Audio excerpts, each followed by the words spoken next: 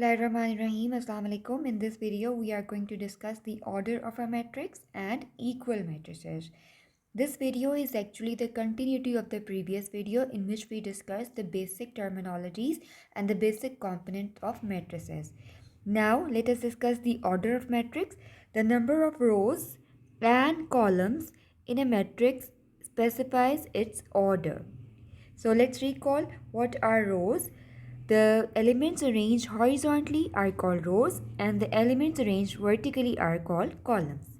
So here I have written down three examples. Now let's find out the order of these matrices. So in first matrix A we have two rows and three columns. Two rows and three columns. Let me write it. So this is row 1 and row 2. This is column 1, column 2 and column 3. So how we are going to present the order of this matrix A? This is going to be number of rows by number of columns. Means 2 rows and 3 columns. So the order will be 2 by 3. 2 rows and 3 columns. Now let's discuss the order of this B matrix.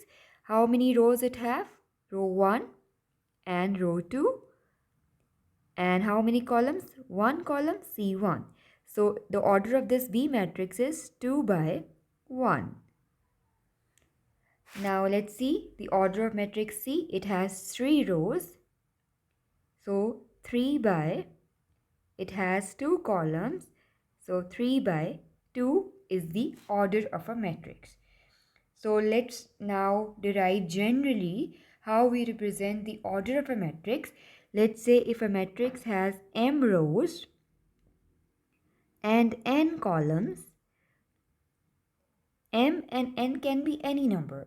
So this is just the representation, general representation of order of a matrix. If a matrix has m rows and n columns, then the order of that matrix will be m by n. So the first digit represents number of rows and the second digit represents number of columns. So I hope now you understand. Now you can easily find out the order of a matrix. M by n means m rows and n columns. First you are supposed to represent the number of rows and then you are supposed to represent the number of columns. Now let's move forward with the equal matrices. For matrices to be equal, there are two conditions. So two matrices are equal if their order is same and their corresponding entries are equal. So let's discuss with the help of an example. Let's discuss A matrix. Matrix A is 1, 3, minus 4, and 2. And let's write B matrix in which we write down the entries as 1. Let's write it like this. So first of all, let's discuss condition 1. The order of a matrix should be same. So order was m by n, m rows, n columns. So there are 2 rows and 2 columns. So 2 by 2 is the order of matrix A. So let's discuss the order of matrix B. It again has 2 rows and 2 columns. The order of matrix B is again 2 by 2. So our first condition is satisfied for the matrices to be equal. Now we are going to find out what are corresponding entries. The condition 2. Their corresponding entries are equal. For the two matrices to be equal, their corresponding entries should be same. So what are corresponding entries? This means the first entry should match with the first entry. This is called the corresponding entry. So if we consider this as second entry, then this corresponds to this entry, right? And then we have this entry. So these are corresponding entries. And let's say the last entry, this is going to be the last entry.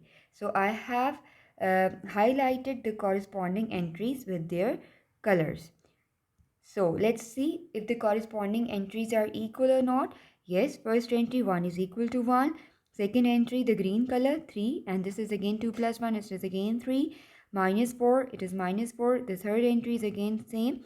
and 2 and 4 minus 2 is again 2. So the corresponding entries are equal. So this means our second condition is also fulfilled. So we can say the two entries, if the order is same and the corresponding entries are equal, so the two matrices are equal. So for the equal matrices, we must satisfy these two conditions. I hope you understand. Thank you so very much. Allah Hafiz.